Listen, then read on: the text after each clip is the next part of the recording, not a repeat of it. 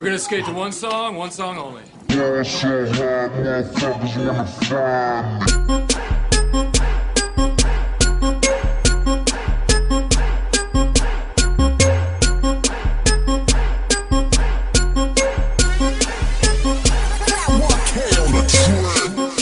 So now we're gonna go into mid-year calls. So this is where I'm gonna go over my most valuable, least valuable, second half breakout, and also second half bust. So my most valuable, I don't need to go into this into too much detail, but MVP goes to Gurley so far. The guy, I think he's projected to break the total touchdown touchdowns for a season at 32. That's what he's on pace for, to take over LT's previous touchdown record of 31. It's either that way or the other way around. That's unheard of. 30 touchdowns, 30 plus touchdowns. That's insane. Not much, detail that I need to go into in regards to that. Now, least valuable player, like I copped out in regards to this. I put three players because they kind of all mesh all together. And Leonard Fournette, Dalvin Cook, and Devontae Freeman. Most teams were probably looking at them to be RB1s or back-end RB1s, and all three of them just hurt, or they were kind of hurt and then made it worse later on. Like they've gotten hurt multiple times this season and have screwed over a lot of teams, so far. So not a great investment for any managers that were hoping to have them, do well this year. When it comes to second half breakout, I put Aaron Jones. I really think that he's now, with the Packers coming out of their bye week, I hope that Mike McCarthy just actually does the right thing and he puts Aaron Jones in there. And he's the most talented running back on their team. Stop putting out Jamal Williams. Stop putting out Ty Montgomery. Aaron Jones is your best running back. Even your quarterback is saying he's the best running back on their team. Just put him in there. He's produced every single time he's touched the ball. So if he does that, then I think Aaron Jones is going to have a second half breakout. And then second half bust, I have Tevin Coleman.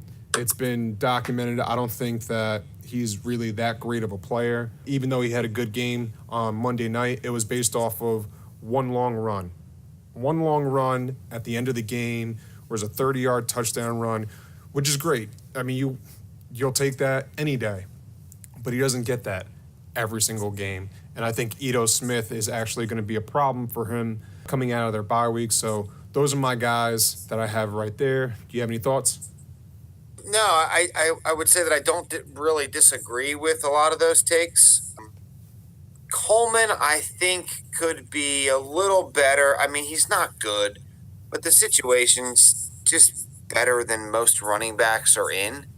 With Freeman on IR, like Ito Smith, I think he just gets some press because it's a cool name.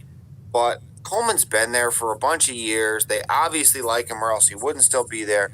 I just think he can continue to put up 14, 15 fantasy points kind of out of nowhere every week. But other than that, I agree with you. Yeah, that's fair. I'm, kind of going out on a limb saying that he's going to be a bust, but, he's probably going to be that consistent, 10 to 14 point player for the rest of the season. All right, so when it comes to your guys, what do you got? So first half MVP, I'll give to my man Mahomes. If you look at in redraft leagues, he was like the 13th, 14th quarterback off the board, maybe not even drafted. And he is quite clearly the best fantasy quarterback in the NFL. And he's quickly making a case to be like a top 3, 4, 5 quarterback period in the NFL. So I'll give it to my guy there. I mean, he's kind of single-handedly keeping me alive in this league, quite frankly. First half, least valuable. I don't remember what I told you earlier, but I'll go Gronkowski. What did I tell you? You didn't say anything. Okay. I'll give you Gronkowski because that's a good one. He's expected to be kind of like a low-end wide receiver one as a tight end. and he has not been that. I'm not looking at the stats. I think he scored a touchdown on like the Patriots' first drive of the year, so everyone's all excited for him. And I don't know that he's even found the end zone since. Gordon emerging, Edelman back. James White is a huge matchup problem for every defense. I don't see an end in sight for the Gronkowski woes. He's not getting any younger. They don't really want to put him in harm's way. They're winning games, and he's out there, and he's effective in how they're using him. It's just not effective for fantasy owners. So I'll go Gronkowski there. What are my other? Second half breakout and second half bust. All right, second half breakout. I'm going to give a couple guys. I think I gave you before. I gave you Raheem Mostert. I think San Francisco can kind of just stay competitive. The defense isn't terrible. The offense isn't terrible. And Mostert's a guy who seems to be kind of just presenting himself as the best option there. Alfred Morris is like 100. Breida clearly can't stay healthy. So he's just a guy who's going to get a bunch of totes. And I think he can do something with him. I think he'll just hang around and kind of play that Tevin Coleman type of role that we've seen in the past in Atlanta. So I'll go Mostert. I'll also go, I think Keenan Allen figures it out. I think the Chargers are good. Phillip Rivers looks really good. He probably doesn't have many of these years left. This team's going to make a pretty significant push towards the postseason. I think they're obviously going to get in, and they want to jockey for position in the AFC. So I think Keenan Allen is a guy you can look for to be like a top 5 wide receiver in the second half of the year. Okay, and who do you have for your second half bust? All right, so earlier I gave you Alvin Kamara. That was stupid. That's a no good take. I'm taking it back. I really want you to stick with that one. Yeah. But I think this one might make you happy. I'm going to go Saquon Barkley. He's been amazing. If you ask me, I've actually been telling people this. He might be the best player in the NFL. But if the Giants are shutting it down the way we think they're shutting it down, like they need to make sure this guy's healthy for like 3 years from now, next year, etc. So I think they've got to kind of curb how they're using him. So I'll say, I'm not going to say he's going to be a bust in the second half, but I don't think he's the top 1, 2, 3 fantasy back that we've seen so far. Interesting. I don't hate that at all because you're right. He's their future. He's their centerpiece. You don't take a running back number 2 overall if you don't think he's going to be essentially the face of the franchise. So could that happen? I mean, with them trading away a couple of their top defensive players over the last couple of days, Eli not getting any better, the offensive line not getting any better. Yeah, I can see that. I can see that be instead of him being, the number 2 running back like what he is right now to maybe finish as the number 10? Yeah, sure. Yep. Okay. Agree with Mahomes. He's a stud. He's definitely proven everybody wrong. I do like the Gronk take. I did look into it, and he's only scored a touchdown once, and that was the beginning of the year. The rest of the year hasn't really produced all too much. The breakout, I agree with Keenan because this is exactly what we saw last year. He didn't really produce all too much in the first half. Then he exploded in the second half, and he ended up being a top 3 wide receiver in total points for the rest of the year. So I think he was probably the best wide receiver in the second half last year. So I definitely could see that happen again. Mostert, things definitely need to break for him. Breida still needs to, get hurt and looks like he basically gets shot in the leg every single game. Like the guy has a career-ending injury every single game. It's unbelievable. And then all of a sudden, boom, he's in like 5 plays later. Like you just needed to get carried off the field. Like you just got carried off like Rudy, and now you're back on. Paul Pierce is every week. Paul Pierce for days. But as long as that consistently happens, which so far it actually has, I could see Mostert produce well. And yeah, he doesn't need to worry about Freddie Morris because he just looks so old and so bad. Board bets. So just a recap of some of the board bets that we have so far this year. I got a few with Doug, a couple with Brian, and then one with Scott, which I think Doug's going to like. So going over the ones that I have with Doug, Sammy Watkins over or at 780 yards receiving. I said that he's going to have that. Right now he's on pace. Right now he's trending for that. Like So exactly that though. like it's like maybe like a few yards more. Like it's I think it's like a 45 or 48 yards needs to get every single game. He's at like 50. So it's like right at it. Yep. So that's still gonna be something to look into. Devonta Freeman outscores Barkley. You took that. Yeah, it's my bad. It's my bad. Moving on, we won't talk about that. Baker Mayfield having a higher points per game than Russell Wilson. You took that. Yeah, I don't feel great about it after last week because that was the best matchup he's going to get, and he didn't. He did okay. He just didn't. He didn't go off. No, he's going to have a few more good matchups. I think goes against Pittsburgh this week. He's got like three good matchups in a row. Tampa's been a doormat. The quarterbacks have been putting up like 35 against Tampa, and he put up 20. He didn't look good the first three quarters, but he did look good in the fourth quarter, which basically put the team into overtime. You see the rapport between him and Landry getting better. Yeah, he's got KC, he's got Atlanta, the next three matchups besides Pittsburgh. I think he's going to be fine.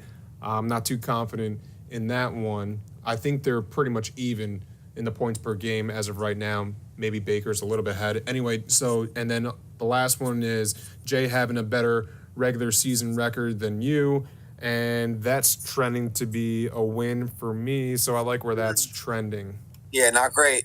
Me versus Brian, this is a couple that we haven't mentioned, and that is I have a couple bets with Brian. Larry Fitzgerald won't be a top 25 wide receiver. Brian took that one. That was surprising. That's why I took it, and that's looking like a lock.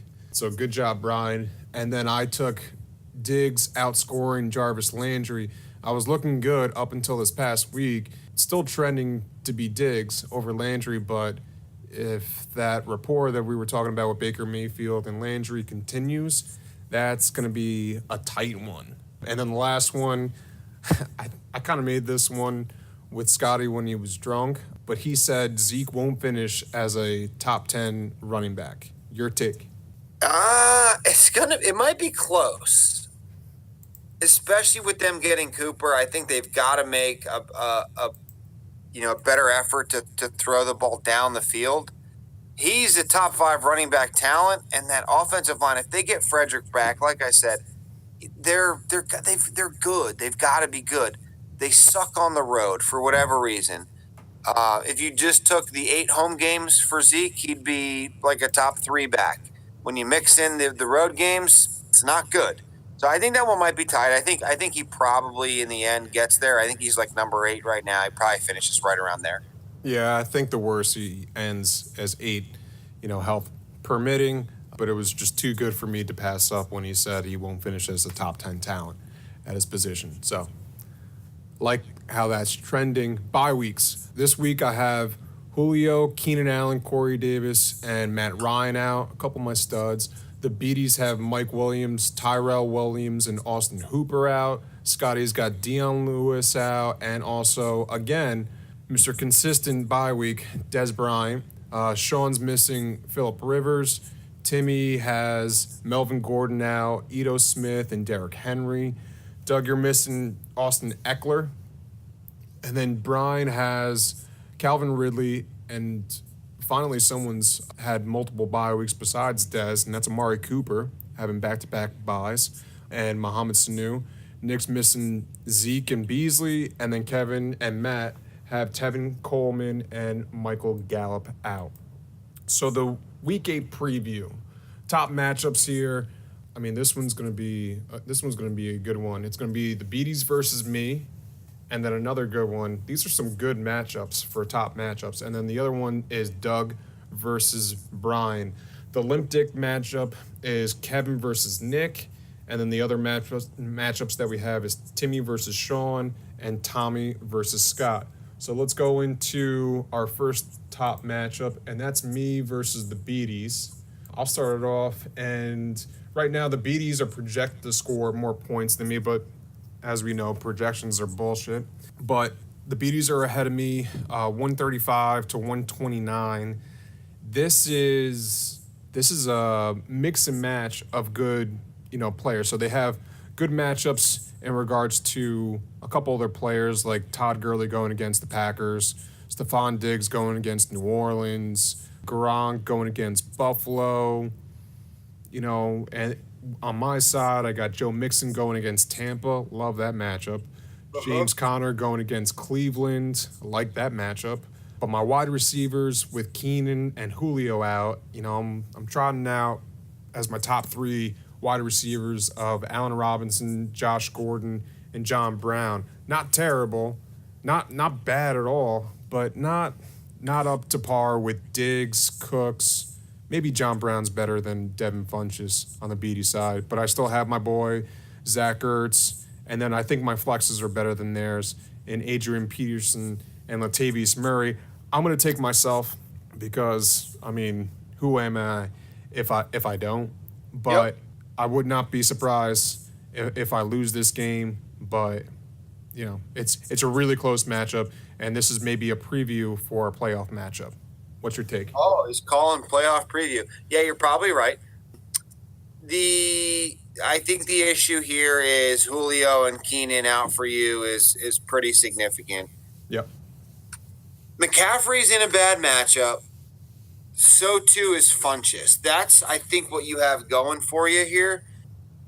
The issue would become Gronkowski typically destroys the Bills in Buffalo.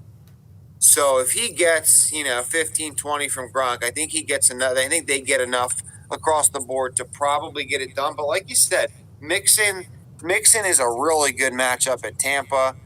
James Conner versus Cleveland, still no sign of Le'Veon Bell. Juju Smith-Schuster trying to hit the mega million so he could pay Le'Veon to come back. That's very funny. I like Juju Smith-Schuster. Love him. Yeah, he's awesome. So, not a great matchup for Ertz. I'm not a huge Adrian Peterson guy. You've outlined Latavius Murray's in a pretty good situation. This would have been a good situation for me to break out the tie for the first time this year. Definitely. But I've fallen behind in the picks, and I don't want to do that. I'm going to go with the Beaties in a real tight one. Kind of low scoring, I'm going to go. I'll say like 114 to 99. Whoa. I'm not going to break triple digits. No, you're going to fall just short. I don't agree with that. What, you want to add that to the board bets? No. Yeah. Didn't think so. All right, that's fine. Like I said, I think it's going to be a really close matchup. I'm going to take myself, but I think the Beaties definitely have the best shot to beat me this week with all their players not on bye. Moving into the next top matchup is Doug versus Brian.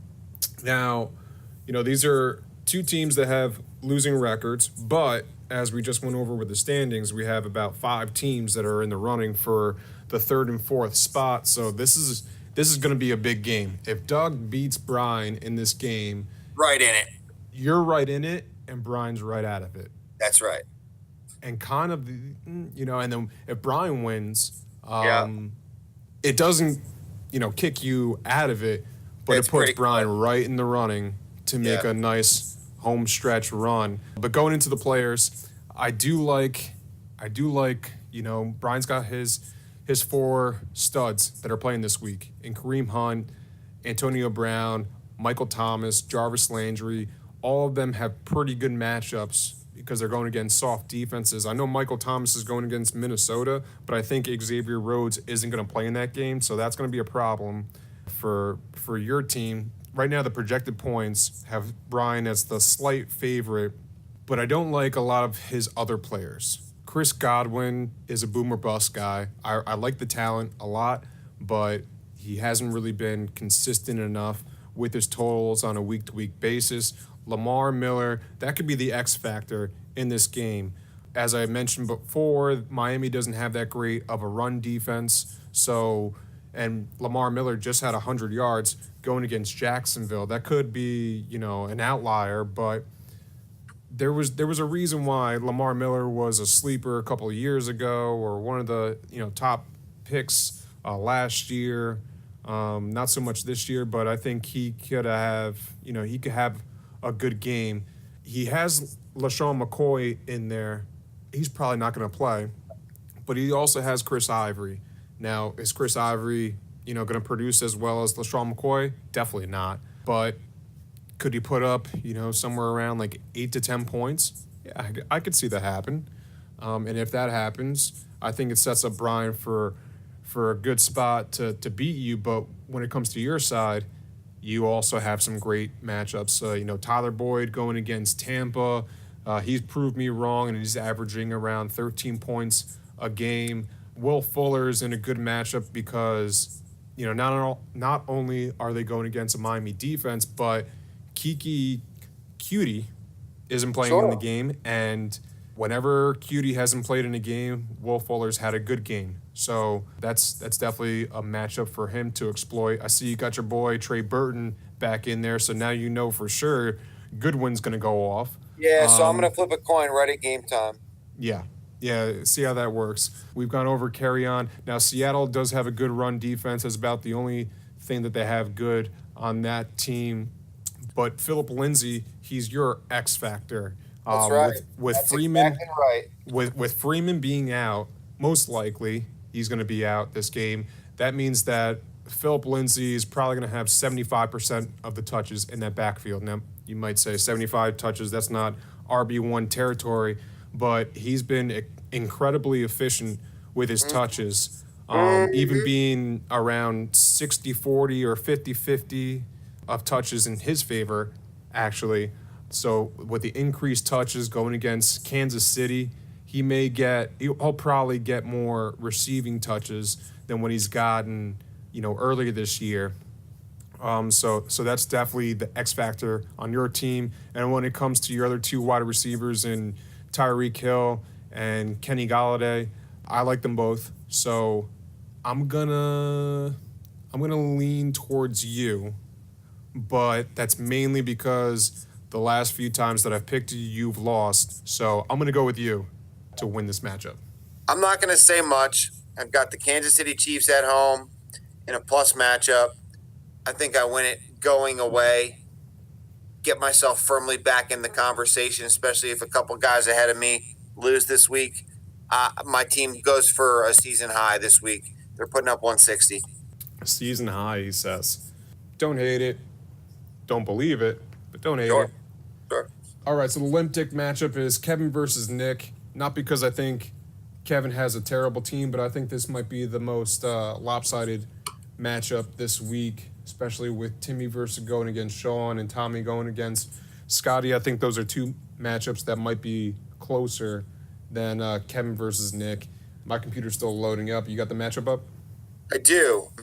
Gotta love what Nick's trotting out there with the Baker, with... That's about it. Yeah, there's not much else to like here. Chris Carson, Ben Watson, Curse. I tried to really like it. He's got Peyton Barber in there. He's doing the best he can. He really is. But it's not good. Chubb, probably a pretty good matchup. Chubb's interesting. It's funny. Like, Todd Haley clearly just didn't want to use him. And so the front office was like, oh, yeah, you don't want to use him? Fuck you. We're trading Carlos Hyde. So I think that tells you kind of everything you need to know about Cleveland. Like, they've got good players, and they still suck because no one can get on the same page. Going to the other side, Kev's got a lot going on here. Juju, Sean, Jeff, Evans, Green, Barkley, Ingram, Newton. Yeah, it's not going to be close. I'm sorry, Nick. Not going to be close. I do like what Nick is working with, at least when it comes to his running backs. I think the whole coaching or offensive coordinator switch in Arizona is definitely going to benefit David Johnson. Is it going to help him out back to his 2016 David Johnson level? Probably not. But still, David Johnson, Nick Chubb, Chris Carson, Peyton Barber as his 4 running backs. Maybe you can switch someone in. Maybe you could put in, because Peyton Barber might not play, he'll put in Vance McDonald. Fun fact, Vance McDonald actually leads the league in yards after Conti. So that's definitely... Oh, I see what you did there. I thought you were going to go Vance McDonald had a farm. But got him with that one. But, all right, bearing the lead, Kevin's going to win this matchup because his team is up there with the best of them. As we speak here, JD Martinez coming to the plate, 2 outs, bases chucked. So kind Juiced. of juice. There are ducks on the pond right now. What's the score in that game? 2-2. Madsen just came in relief, walked home a run, and now here is JD Martinez with the score tied. All right, give me an update on that. Will do. I'm watching it down. All right, so the next matchup is Timmy versus Sean. This one, it's showing to be a tighter matchup. I don't know why. Timmy's got Cooper Kupp in there in his flex. Maybe he's got some sources being out there on the West Coast that I don't have. He must have it. Definitely. He's in Sean McVay's ear. He actually told me a story where he went to a hotel and was hanging out with Andrew Whitworth. Said he was a savage, a Neanderthal, but I mean, you can just see that from the TV. So maybe he's buddies with Cooper Kupp now too. But going on, yeah, Timmy's trotting out most of his best players. He's missing Melvin Gordon, but that's pretty much about it. He could be in some trouble because there are, Greg Olson's his tight end, and they're going against Baltimore. Frank Gore's his other flex. Don't really like that. He's got actually Frank Gore and Kenyon Drake going tomorrow night. Don't really love that at all. Nope. No, I'm not going to make my pick yet. Let's look over at Sean's team. James White, TJ Yeldon. Carlos Hyde's definitely going to, take a good chunk out of TJ Yeldon's carries over there, but maybe not so much this week. I love his wide receivers. Of his 3 wide receivers of Odell, Golden Tate, Julian Edelman. They all have pretty good matchups in Washington, Seattle, Buffalo. Don't like his tight end in Charles Clay, but I think Jimmy Graham's back this week, so he might swap him out right there. I think Sean makes some adjustments, especially with his flex too, because I think he had Tyler Lockett out. Jay's about to walk down the street and knock on Sean's door. He's like, "Hey man, we need to talk about your lineup." Yeah, you're gonna need to do something. You know what? I'm gonna take Sean in this matchup just because Timmy might put up another donut with Cooper Kupp in there and he might not play. So I'm gonna go with Sean this week. As I looked at this, I agree with you. There are just some players on the back half of Timmy's roster that do not impress me in Gore, Olsen, Gabriel. And I think I'm going to go X Factor here. I think Robbie Anderson catches a deep one this week, and that sets Shauno over the edge. I think it's tight. I don't think it's super high scoring. We'll go Shauno on the backs of James White, Beckham, and Edelman. 109.98. Well, I mean, you're really going out on a limb when the projected total is 109 for Sean, but Is it? I didn't even see that, dude. I'm good, tight like that. Good one. No, I'm looking at the fuck off, dude. I'm not actually. And the last matchup is Tommy versus Scotty. Tommy has got a lot of check marks next to his players, and only a couple for Scotty. So that's not a good start.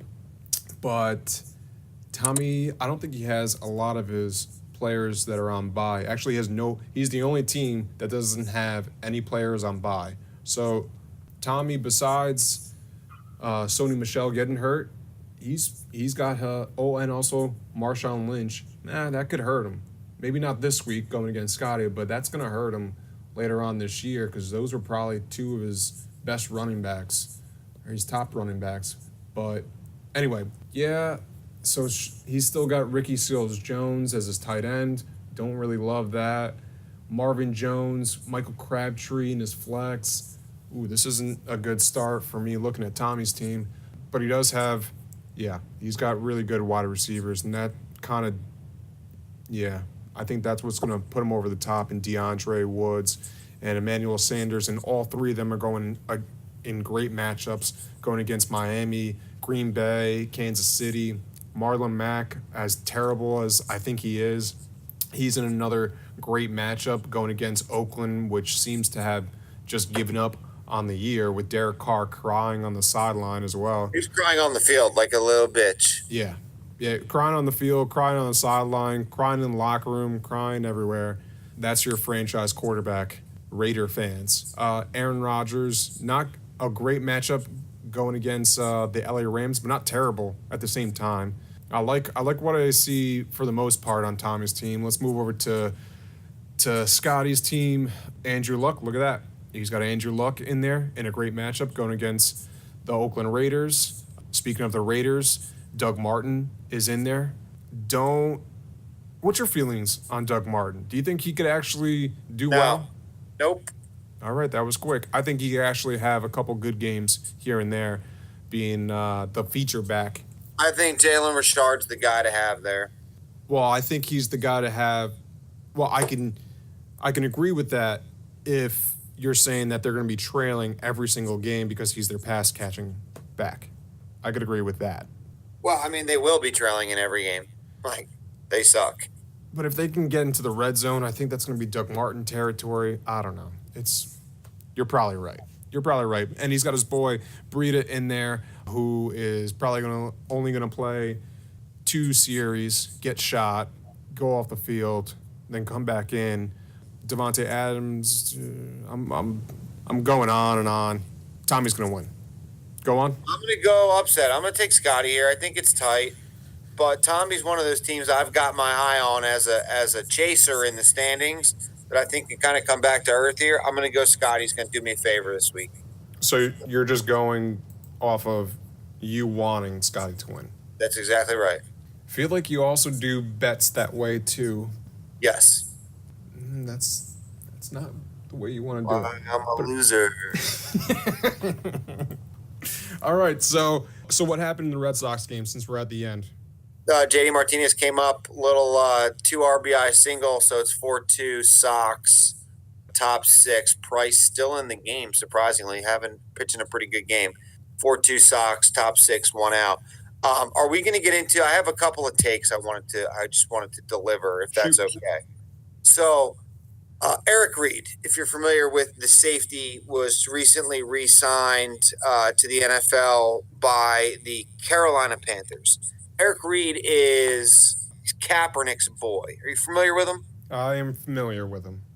So I was watching. I live in Philly. I get the Eagles games constantly, so it's kind of the only thing I get to watch, right? So the Carolina Panthers played the Eagles this week, and I'm tuned into the game, and coin toss is going on. Captains are out, and what do you know? This guy Eric Reed's just out there making a ruckus. Right at the logo, center of the field, chirping at. I think he was chirping at Malcolm Jenkins. He was.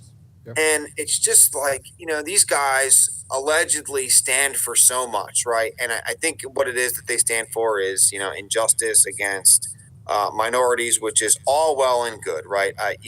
If you feel there's been injustice, you go ahead and stand up for it. But when you're doing stuff like this, he also had, I think, 2 personal fouls in the game. Like a late hit or an unnecessary roughness or one of each or whatever it was, like, you're supposed to be a role model. Like, you're now part of the problem. And I can't fucking stand it. Like, this guy was a good football player. He probably still is, but he's made such a fucking fuss about, whatever it is that these guys supposedly stand for. I've never seen any figures about how much money they've raised for a certain cause X, Y, or Z, right? But they can go out there on the field and just make an absolute mess, a fucking ruckus, and be bad role models, and I just can't fucking stand it. Like, you're supposed to be this guy who stands for so much, and you're out there, you're the problem. You are the fucking problem, and it made me absolutely sick to watch him act like that on the field at the beginning of the game before the game's even being played. Like, you're a joke. Go home. Now you know why these guys don't get fucking signed. You don't want to stand for the anthem. It's more than that. It's not just you don't stand for the anthem, so we don't want you on our team. You're an all-around fucking problem everywhere. And those guys make me fucking sick. I'm done. Yeah, those guys, you don't want those guys representing your team, representing your fan base, representing your city. Not at all. Now, I do think Colin Kaepernick is a little bit of a different story.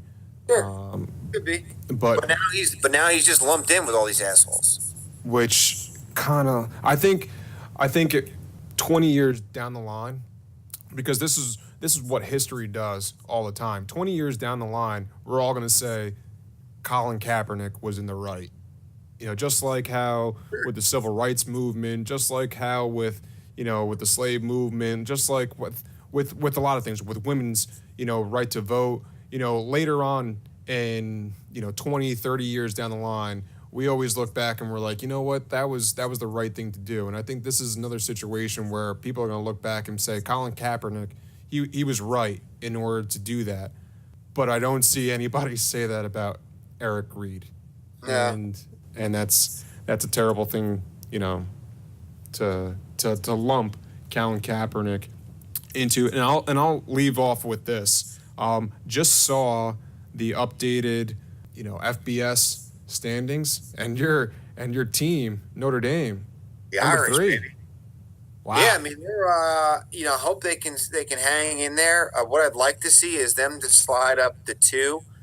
I'd like to see UCF get in. UCF, they were self-proclaimed national champs last year, undefeated season, and they won a major bowl. I don't remember which one it was. Maybe the Orange Bowl, doesn't matter.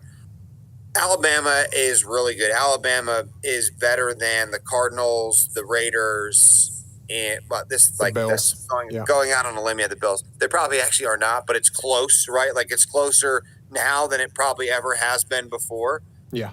Notre Dame is legit. They're not as legit as Alabama, but Alabama's got some injuries. If Tua Tagliavolio, I wish I said that right because I actually do. Raviolio? Yeah, Raviolio, stuffed Raviolios. If he gets hurt, it could get interesting. And I'm in a position. I took Notre Dame to win the national championship beginning of the year at like 30-1. I just want them to get into the playoff and hope that they're a favorite in that first game. I can maybe hedge, win both, and then I can lay a huge hammer on Alabama to double hedge it and just make a little bit of money because they're pretty good. They're not Alabama, but they're good. They are pretty good. I don't like the rest of their schedule though. Going against Northwestern. What's not to like? They travel. They're not facing any ranked team going forward. They don't need to play a ranked team. They're like one of the only teams in the top 25 that only plays Power 5 conference teams. Everybody out there plays a couple, like they'll play an FCS school or a non-Power 5 school. Notre Dame plays tough schools they may not be the cream of the crop in their conference, but they play Power 5 every week, and that's got to stand for something. Well, when you have Texas going against West Virginia, if they win that game, I'm not saying that Texas is a better team than Notre Dame. Obviously, I think Notre Dame's a better team, but Georgia's going against Kentucky. They're number 12. I'm telling you this: if Notre Dame wins out, goes undefeated, it doesn't matter if the last 3 wins are come from behind in 3 overtimes, every single one of them. If they don't lose, they're in. That's a guaranteed lock. Okay, all right. We'll finish off with that. And here goes a brief montage of some of Doug's ums.